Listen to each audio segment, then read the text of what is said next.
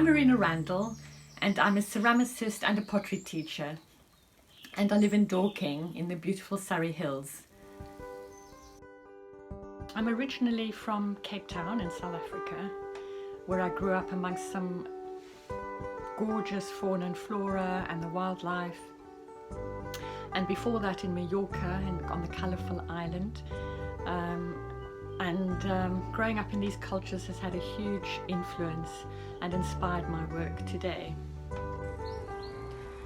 I'm very proud of my pottery studio, which I created and transformed myself a few years after I moved into this house. Initially it was a dark garage which was half submerged under the ground at the bottom of my garden. I had to excavate parts of it and dig away the earth to gain access to the window, which was then transformed into double glazed doors. So now it's turned into a beautiful space that I can work in, and I'm very happy with it. I've had to be quite organised with the limited space in here, and so I've got specific areas in which I can prepare the clay and do my wedging on the main workbench. I have a wedging table, I have a wheel for throwing, and I have a slab roller for the handwork, and I also have the work in progress area for the clay drying before I bisque fire, and where a lot of my students keep their work before and after glazing. Then I've got the two kilns that I work for all the biscuit and glaze firing, which come in very handy. Sometimes I use a board and put them on the kilns just to create more space, which works really well. And then over here is my display area where I can show off my work to some visitors to the studio.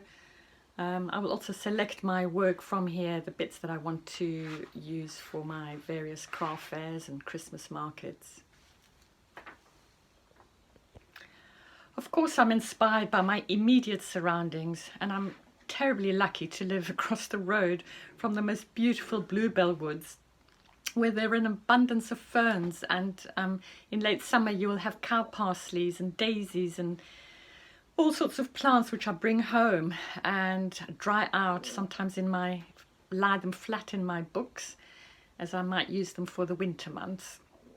I then use them to press and imprint into the clay, which I roll out, press the plants in, and then pull the plants off and cut the shapes to turn into vases, bowls or platters. And then I will decorate these items using oxides or underglazes. It's particularly fun collecting a little bit of water and oxide at the end of my brush and just dabbing it onto the biscuitware and watching the liquid just spread into the biscuitware is very rewarding. Some of my other work are my early work, which are coil pots, inspired by the Xhosa and Zulu traditions in South Africa. A lot of the pots there are fired in pits and smoke fired, creating these varied patterns on the surface of the clay. These pots have been burnished to create the rich finish, and obviously waxed with a cloth at the end. Some of the animals I grew up with are guinea fowls, which used to run around and scurry around the garden in Cape Town. They're very quirky to watch. They love scurrying about with their busy lives, and they chase each other. They're quite boring to look at initially, but they're great fun to watch and have their own personalities, which I try to create in my work using very bright colours and facial expressions. When making a guinea fowl, I will start with a balloon, and I wrap the flat clay around the balloon to make the body. Eventually, when this dries out, I add the neck and the head, and it has to dry out really slowly before I biscuit fire it and decorate it. I also like to sculpt chameleons.